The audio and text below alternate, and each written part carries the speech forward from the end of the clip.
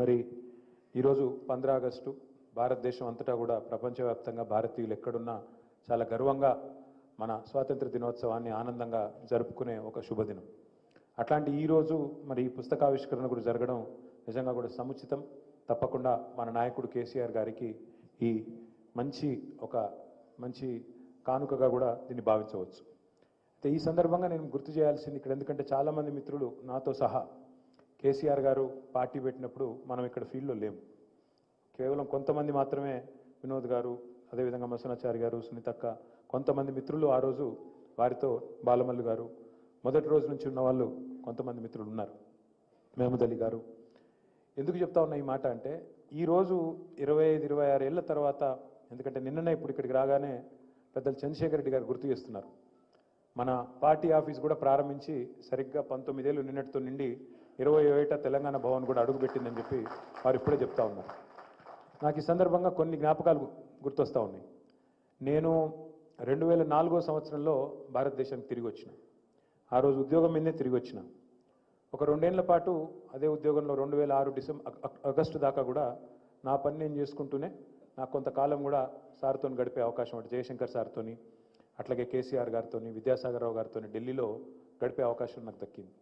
ఆ సందర్భంగా 2 సంవత్సరాల్లో చాలా సందేహాలు, చాలా అనుమానాలు అవన్నీ కూడా నివృత్తి చేసుకునే ఒక మంచి అవకాశం కూడా ఆ రోజు కలిగింది. అంటే ఏ సందర్భంలో, ఏ రకంగా, ఏ పరిస్థితుల్లో ఈ పార్టీ ఆవిర్భవించింది, మరి ప్రస్తుతం జరుగుతున్నది ఏంది, చరిత్రలో జరిగింది ఏంది, ఇవన్నీ కూడా అవగాహన చేసుకునే ఒక అవకాశం కూడా నాకు కలిగింది. నేను అందులో 2-3 జ్ఞాపకాలు మీతో పంచుకునే ప్రయత్నం చేస్తాను. నేను ఒకటి, కేసీఆర్ గారు పార్టీ పెట్టినప్పుడు పరిస్థితి ఏంది. ఇవాళ 25 ఏళ్ల తర్వాత రాష్ట్రం సాధించిన తర్వాత ఎవడు పడితే వాడు ఏది పడితే అది మాట్లాడొచ్చు, చాలా సులువుగా అల్కగా ఏముందా కేసీఆర్ చేసింది అని కొట్టిపారేయచ్చు. ఎందుకంటే నోరే కదా, ఏముంది డైలాగ్ కొట్టడానికి పెద్ద కష్టం కాదు. కానీ 25 ఏళ్ల కిందటి పరిస్థితి ఏంది? ఏప్రిల్ 2001లో వెనక్కి తిరిగి చూసుకుంటే, అదేదో సినిమా పాట ఉంటుంది, గాలి వానలో వాన నీటిలో పడవ ప్రయాణం, గమ్యం ఎక్కడో తీరం ఎక్కడో తెలియదు పాపం అని ఒక పాట. నిజంగా కూడా ఆనాడు దేశ రాజకీయ పరిస్థితి ఏంది? ఆ రోజు కూడా ఈ రోజు ఉన్నట్టుగానే ఎన్డీఏ ప్రభుత్వం కేంద్రంలో ఉన్నది. అటల్ బిహారీ వాజ్పేయి గారి నాయకత్వంలో కేంద్రంలో ఎన్డీఏ ప్రభుత్వం బీజేపీ సారథ్యంలో ఉన్నది. అదే బీజేపీకి ఆనాడు కూడా ఈ రోజు ఉన్నట్టుగానే కరెక్ట్గా మరి నాయకత్వం అందిస్తూ ఎన్డీఏ కన్వీనర్గా, అట్లాగే మరి ఆంధ్రప్రదేశ్ ముఖ్యమంత్రిగా ఆనాడు చంద్రబాబు నాయుడు గారు తెలంగాణకు బద్ధ వ్యతిరేకిగా వారు మరొక వైపు వారున్నారు. ఇంకోవైపు 100 సంవత్సరాల పైచిలకు చరిత్ర కలిగిన కాంగ్రెస్ పార్టీ. అసలు ఈ తెలంగాణ ఇట్లా ఉంది అంటే, ఈరోజు ఇన్ని రకాలుగా ఇబ్బంది పడ్డది అంటే, ఇన్ని వందల వేల మంది చనిపోయినారంటే దానికి కారణభూతమైన కాంగ్రెస్ పార్టీ ఇంకొక వైపు. 3 రాజకీయ పార్టీలు భారతదేశంలో ఆ రోజు బలంగా ఉన్నాయి, కాంగ్రెసు, బీజేపీ, అట్లాగే టీడీపీ. ఆ పరిస్థితుల్లో ఒక కొత్త శక్తిగా ఒక పార్టీ పుట్టాలి, ఆ పార్టీ నిలదొక్కుకోవాలి. నిలదొక్కుని కేసీఆర్ గారు చెప్పినట్టుగా ప్రజాస్వామ్య వ్యవస్థలో రాజకీయ శక్తిగా తెలంగాణ ప్రజల్ని మలిచి, వారి ఓటునే ఒక్కొక్క ఆయుధంగా చేసుకొని అత్యున్నత పీఠమైన పార్లమెంట్లో ఖచ్చితంగా బిల్లు పాస్ చేపిస్తాం, తెలంగాణ సాధిస్తాం అని ఒక ప్రకటన చేయాలి అంటే, దానికి ఒక రకంగా చెప్పాలంటే సాహసం కాదు, దుస్సాహసం. ఎందుకంటే అప్పుడున్న పరిస్థితుల్లో కేసీఆర్ గారి దగ్గర ఏముంది? నిజంగా చెప్పాలంటే ఇవాళ రాజకీయాలు చూస్తే భారతదేశంలో 78-79 సంవత్సరాల్లో ఎవరు సక్సెస్ అయినారు? ఎట్లాంటి వ్యక్తులు సక్సెస్ అయినారు?